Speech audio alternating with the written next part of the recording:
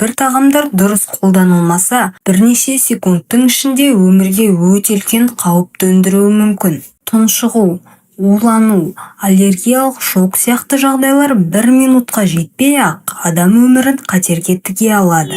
Бүгінгі видеода біз қандай тағамдар ең қауіпті саналатынын, неге олар қауіпті екенін және ең бастысы қалай сақтануға болатынын айтамыз. Суши дәмді ме, әлде өмірге қауіпті ме? Суши бүгінгі таңда ең танымал тағамдардың бірі. Бірақ көп адам білмейтін қауіптері бар. Шикі балық ең үлкен қауіп. Классикалық сушиде шикі балық қолданылады. Егер балық дұрыс мұздатылмаса немесе ұзақ уақыт сақталса, оның ішінде паразиттер мен қауіпті бактериялар болады. Бұл ауыр улануға, іштің қатты ауруына немесе құсуға, тіпті ауруханаға түсуіне әкелуі мүмкін. Аллергия және анафилаксия